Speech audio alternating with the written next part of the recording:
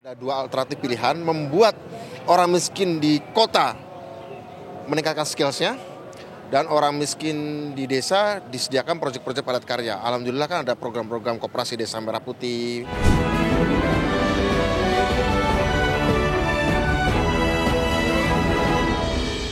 Kepala Badan Percepatan Pengentasan Kemiskinan, Budiman Sujatmiko mengungkapkan, untuk pertama kalinya laju pengentasan kemiskinan di desa lebih kencang dari di kota.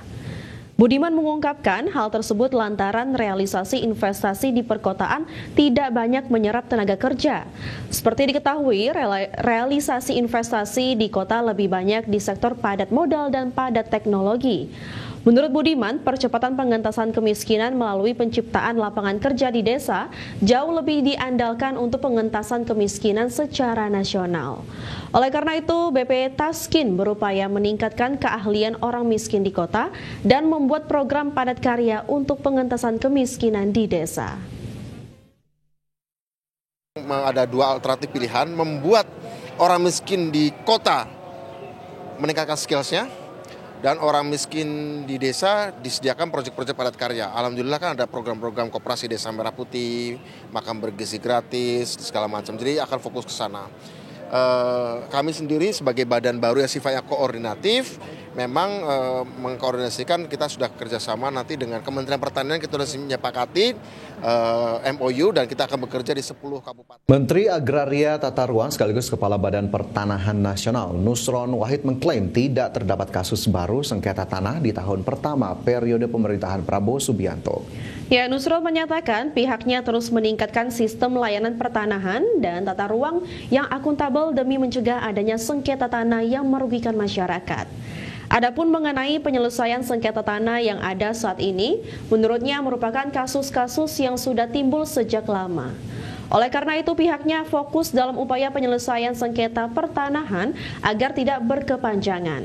Seperti diketahui dalam penanganan pencegahan kejahatan tindak pidana pertanahan tahun 2025, Kementerian ATR BPN mencatat potensi kerugian yang berhasil diselamatkan mencapai 9,67 triliun rupiah. Dari nilai tersebut ada sekitar 13.000 hektar luas bidang tanah yang diselamatkan. Sampai setahun ini, saya berani mengklaim tidak ada kasus sengketa baru.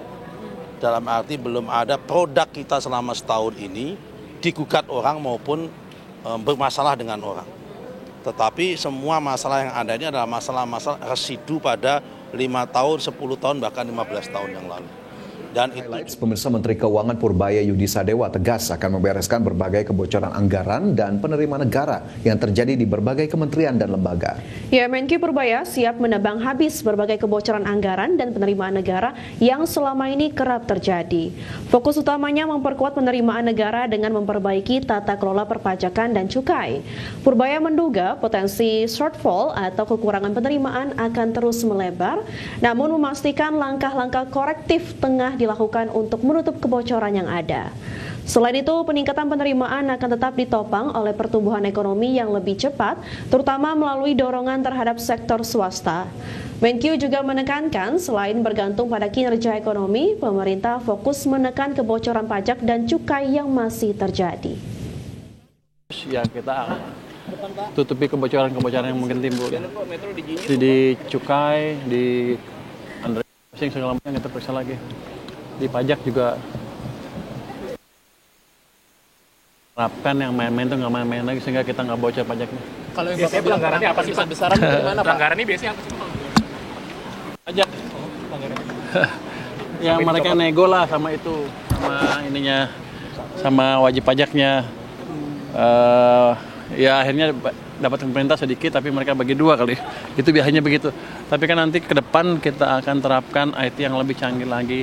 Saya harapkan akhir minggu ini Cortex sudah siap mungkin. Kementerian Keuangan memastikan komitmen pemerintah dalam memperkuat pengawasan dan penegakan hukum perpajakan demi menekan penyelewengan penerimaan negara dari sektor perpajakan. Dirjen Pajak Bimo Wijayanto menegaskan melalui Satgas Penegakan Hukum, Ditjen Pajak telah menggandeng BPKP, PPATK, Kejaksaan Agung, KPK, Polri hingga Otoritas Jasa Keuangan untuk mengawasi penerimaan di berbagai sektor demi menekan kebocoran penerimaan negara. Selain itu, pemerintah terus mendorong insentif perpajakan untuk mendorong penerimaan negara dan perekonomian. Insentif keringanan dan fasilitas pajak mulai PPh pasal 21 ditanggung pemerintah, pajak pertambahan nilai atau PPN ditanggung pemerintah atas pembelian rumah tapak, rumah susun, kendaraan listrik dan hybrid, serta tiket pesawat untuk mendorong konsumsi masyarakat. Pemerintah juga memperpanjang kebijakan keringanan bagi pelaku UMKM, di mana UMKM dengan omset hingga 500 juta rupiah tetap dibebaskan dari kewajiban membayar PPh. Sementara UMKM beromset 500 juta hingga 4,8 miliar rupiah dikenakan tarif PPh final 0,5% hingga tahun 2029. Diskon PPN untuk terus mendorong konsumsi. Kalau kita detailkan lagi, ada PPN yang ditanggung pemerintah atas penyerahan rumah tapak dan rumah susun, kemudian PPN yang ditanggung pemerintah penyerahan kendaraan bermotor listrik dan juga hybrid, PPN ditanggung pemerintah atas pembelian tiket pesawat, kemudian PPh 21 yang tadi yang ditanggung pemerintah di sektor-sektor strategis yang padat karya, di sektor alas kaki, tekstil dan pakaian jadi, furniture, kulit dan barang dari kulit, dan juga pariwisata. Menteri Sosial Saifullah Yusuf menegaskan bahwa penerapan Data Tunggal Sosial Ekonomi Nasional atau DTSEN menjadi poros utama dalam kebijakan kesejahteraan sosial pemerintah. Kebijakan itu diambil demi memastikan penyaluran bantuan sosial lebih tepat sasaran, transparan, dan adil.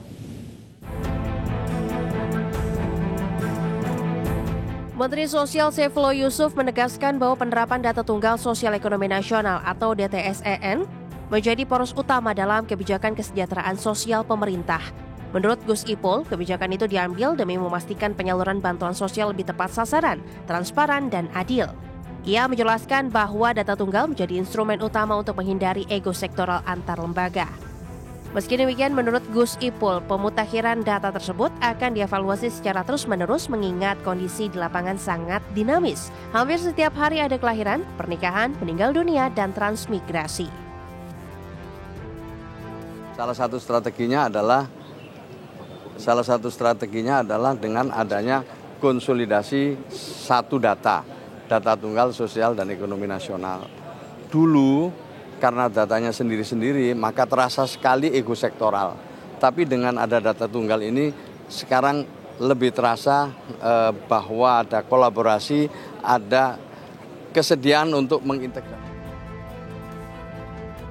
Berdasarkan Pusat Data dan Informasi Kemensos RI, per Oktober 2025 ada 10 juta keluarga penerima manfaat menerima bantuan sosial reguler, 18 juta keluarga menerima bantuan sembako, dan sudah ada 1 juta keluarga baru yang mengusulkan diri sebagai peserta program PKH secara nasional. Tim Liputan, IDEX Channel.